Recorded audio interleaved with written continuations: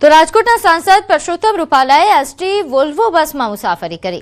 અમદાવાદથી રાજકોટ સુધી વિભાગ દ્વારા નવી શરૂ કરાયેલી એસટી વોલ્વો બસમાં તેમણે સવારી કરી। એસટી બસમાં મુસાફરીના અનુભવ વિશે સાંસદ પરસોત્તમ રૂપાલાએ કહ્યું કે બસમાં મુસાફરીનો અનુભવ આનંદદાયક અને આહલાદક રહ્યો। સાથે જ જૂના સંસ્મરણોને ઉલ્લેખ કરતા કહ્યું કે પહેલાની એસટી અને અત્યારની એસટીમાં જમીન આસમાનનો ફરક છે। સાથે જ વિમાન દુર્ઘટનાને 1 વર્ષ પૂર્ણ થવા આવ્યું છે ત્યારે દુર્ઘટનામાં અવસાન પામેલા સ્વર્ગસ્થ વિજયભાઈ રૂપાણીને યાદ કરતા તેમણે કહ્યું કે તેમના નિધનનો વસવસો સમગ્ર ભાજપને છે, પરંતુ તેમણે કરેલા કાર્યોથી તેઓ આપણી વચ્ચે જ રહેશે।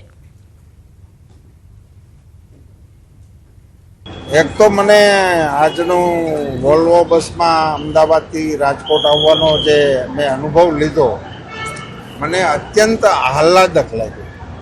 એકદમ સરળતાથી, એકદમ કમ્ફર્ટથી રાજકોટ હું પહોંચી ગયો, એ ખ્યાલ પણ નહીં રહ્યો।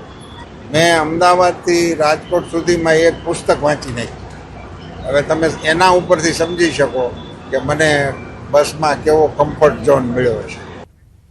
આગળ વાત કરીએ, રાજ્યમાં નવા શૈક્ષણિક સત્રની શરૂઆત થઈ ગઈ છે। જો કે બીજી તરફ મધ્યાહન ભોજન યોજનાના સંચાલકો અને પ્રતિનિધિઓએ ભોજન માટે જરૂરી સામગ્રીના અભાવનો મુદ્દો ઉઠાવ્યો છે।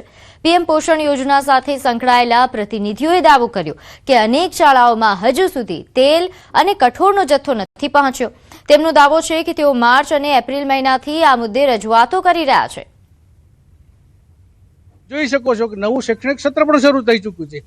આજથી 10 દિવસ પહેલા તેલ અને કઠોળ બંને આવી જવું જોઈએ, પરંતુ હજી સુધી ન આવ્યું। તો આપ જોઈ શકો, તમે જિલ્લા પ્રમુખો સાથે આજે માનનીય કમિશનર સાહેબને મળ્યા, વાજા સાહેબને પણ મળ્યા અને રમણભાઈ સોલંકી સાહેબને પણ મળ્યા કે અન્ન નાગરિક પુરવઠા દ્વારા ત્વરિત તેલ અને દાળનો જથ્થો ઉપલબ્ધ કરવામાં આવે, અન્યથા વૈકલ્પિક વ્યવસ્થા તાત્કાલિક નહીં કરવામાં આવે તો રાજ્યના 40 લાખ જેટલા બાળકોને